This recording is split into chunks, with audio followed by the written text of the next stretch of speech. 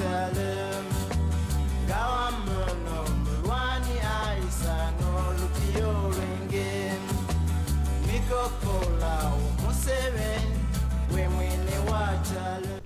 Hello there, thank you so much for joining us on this edition of Zambia at 59. My name is Amos Zulu. This time around, we are coming to you from Choma district here in Southern Province, and we are at the National Heritage Site for the Choma Declaration. Now, allow me to read what is written on this National Heritage Site. This is a historic site at which Zambians, through their leaders, Dr. Kenneth David Kaunda as Republican President and leader of the ruling United Nations Independence Party UNIP then, and Mr. Harry Mwanga Nkumbula, leader of the opposition political party, the African National Congress, ANC, then announced a declaration agreement to usher in a one-party political system of government in Zambia. That was on 27th June 1972. It further reads that this historic event united Zambians, brought peace and fostered national development. Now, as most of you might be aware, Choma district is very important in the political history of Zambia.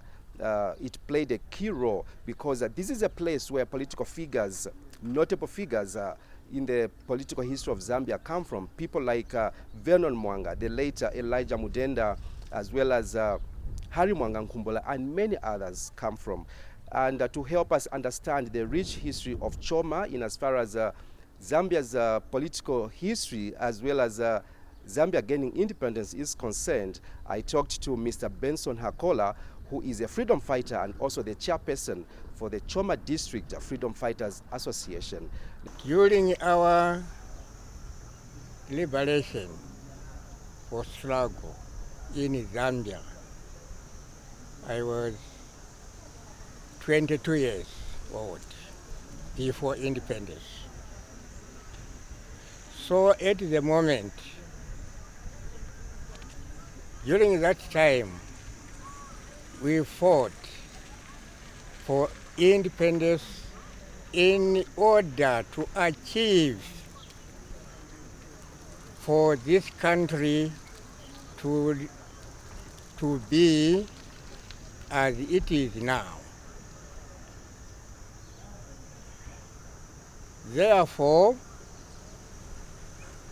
like myself as I'm standing here,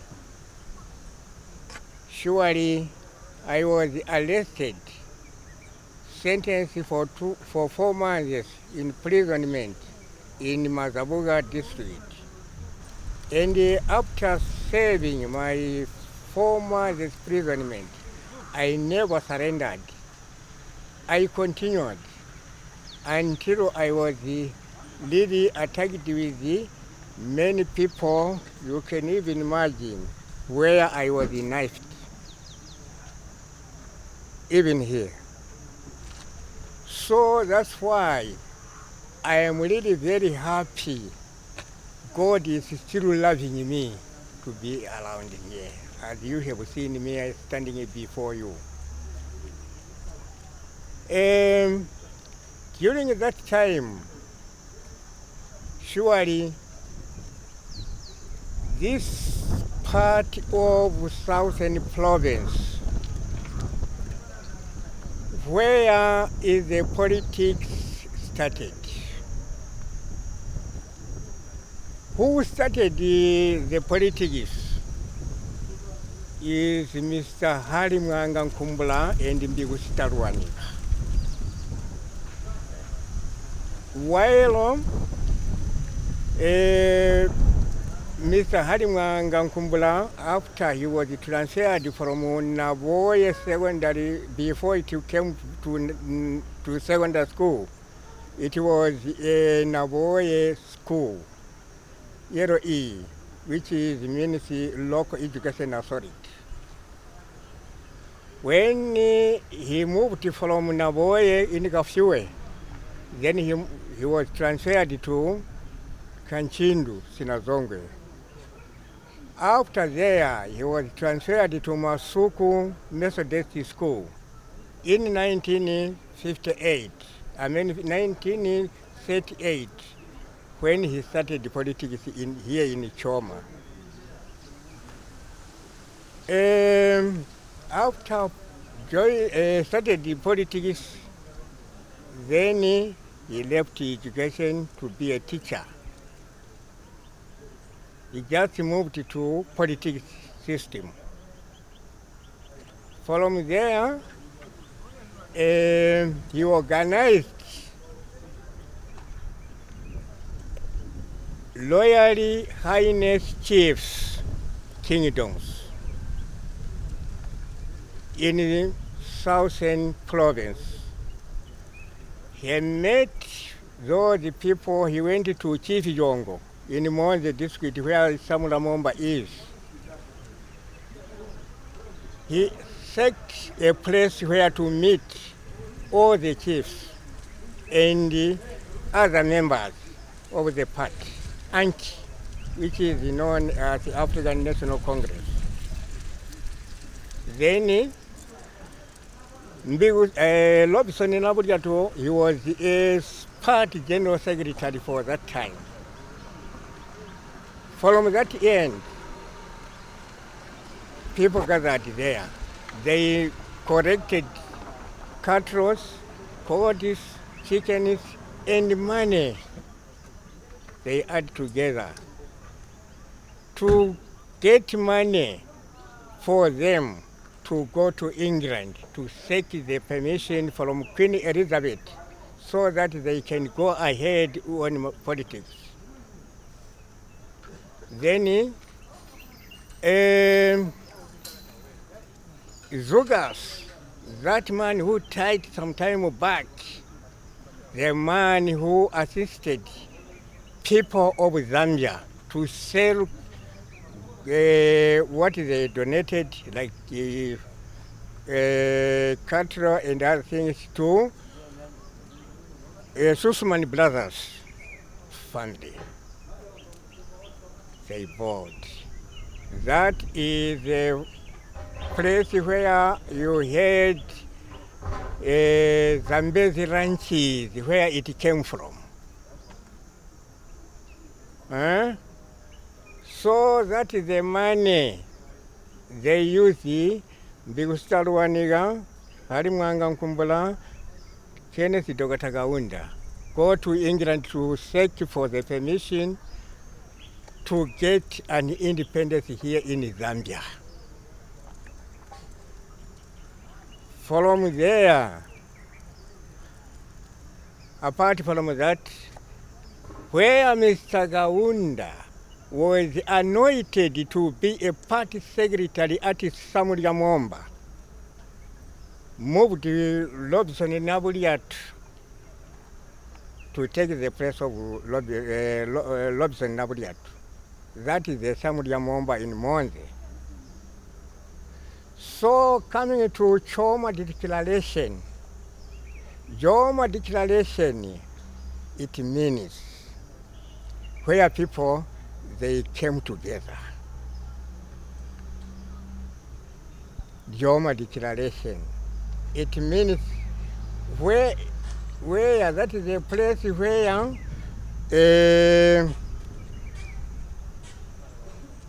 Harimwanga Nkumbula resolved his part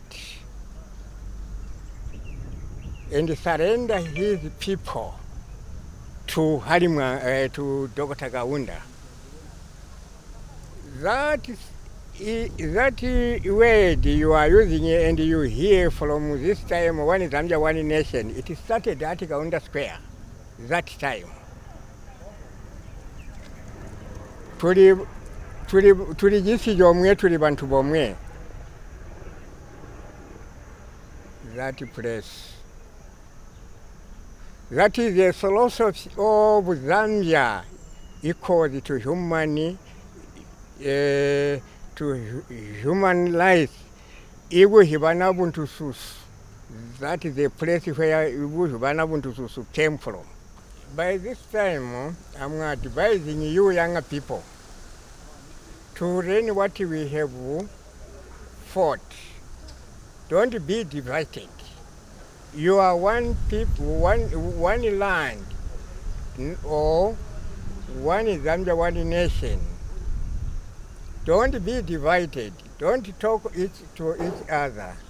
You go straight and see how you can be achieved to what you don't know. You have to learn from elders. Why I am saying so? If you are not learning from elders who are still alive, living, you are very unfortunately. Because elders, what they have in mind, they are good. That was Mr. Benson Hakola, who is a freedom fighter as well as the district chairperson for the Freedom Fighters Association here in Choma. Now, he highlights a number of issues, and among them, urging young people here in Zambia to cherish the peace that the country is enjoying, as it came at a huge cost. I want to urge my fellow youths to celebrate this independence, which talks about equal distribution of national resources, which is the theme of this year. I think we are truly independent as youths now in Zambia. We are truly independent because we have seen a lot of, additional to a little independence that we had in terms of having a say to the national governance of this country and having a say also to the, national cake. Through CDF, we are able now to tell the government what really we want on the ground, and then through CEC as well, we are able to define ourselves and define what we want on our own. So I think this year's independence, it is a very important independence because we are truly independent now. If you look at how the new dawn has decentralized the decision making in terms of CDF and CEC and other facilities.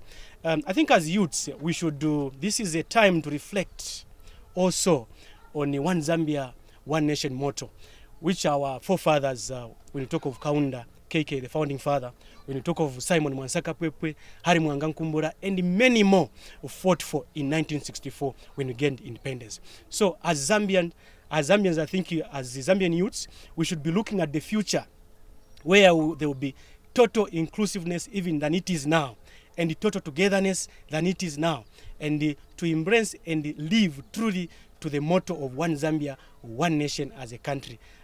This independence is a very important day for us. With the peace that we are enjoying today, it is a clear indication that we are now free. I want to start by saying our forefathers fought for this day, for us to have peace that we have today. And with the coming of the new dawn, it has really brought a platform where we are enjoying the peace. And on top of that, it has brought a platform where youths are participating freely in the governance of this country. As you can see, there is pure decentralization now, which has brought power to the people, which has brought power to the youths. And as the youths were able to take part and be part of what is happening. As youths in Choma, we have benefited under a number of platforms because of the freedom that we are enjoying. Some time back, even when we used to say we are free, as youths, we never used to see the true freedom because we were not part of the decision making. We were not free to make decisions as youths. But for now, we have the right and the zeal to celebrate this independence because of the peace that we are enjoying today. And we are very eager to be part of this Independence Day. I can now see that even if we celebrate independence, our forefathers, which they fought for equal sharing as a national cake. Without this good administration in place, it was very difficult for anybody's citizen who has no connection to the government to access such empowerment. So we would just want to say and to encourage those youths who have companies, if you want to get money, go to CC, apply, the money is there. Wait patiently for the process because many youths, we are not doing anything. it is not all of us who can be employed in those various, department, health, and we have witnessed how the government has really helped us and is trying by all means to bring youths on board. As the youths, again, I can give this simple advice. We should not used as a vehicle of violence, as these big politicians who are fighting for different, political office. As youths, it is now high time to focus on how we can improve our lives, since the New Dawn government has brought in this empowerment. So we should work and more work, as the president always say, work and more work, to actually to see that our lives, they have changed. Now, moving forward on the program, I also had the privilege to talk to the Choma District Commissioner, Mr. Gamela Sikaleya, who touched on the theme for this year's independence, which anchors on national development through equitable distribution of resources. Here is the Choma District Commissioner, Mr. Gamela Sikaleya. We are preparing ourselves adequately. We are going to celebrate our independence on Tuesday. We'll have our eve to hoist the flag, and Tuesday we've lined up a number of activities where we hope to come together.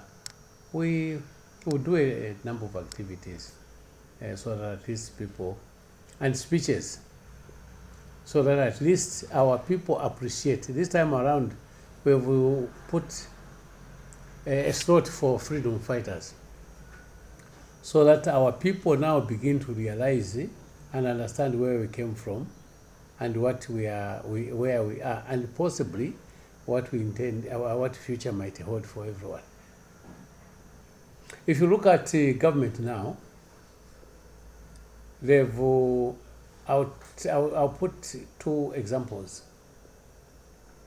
If you go back into the rural area,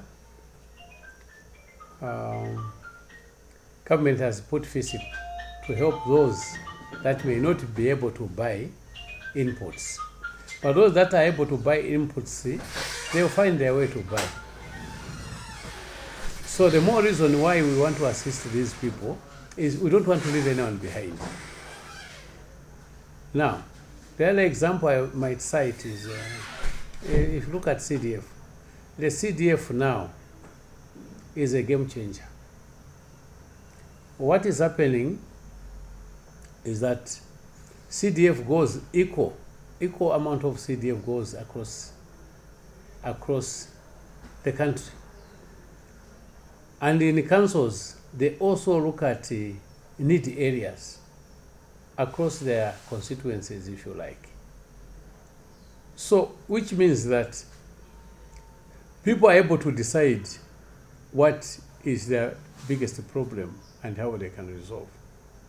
And I think this is the reason why people vote, is to see if your area needs a dam. Here we have been talking about water challenges. If your area, the interest is in a dam, I think a dam will be put.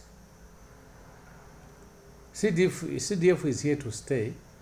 It's only that the past 2 years, government, I think, gave a directive to look at certain areas like desks, maternity annexes, chief's palaces, police vehicle for police, and so on.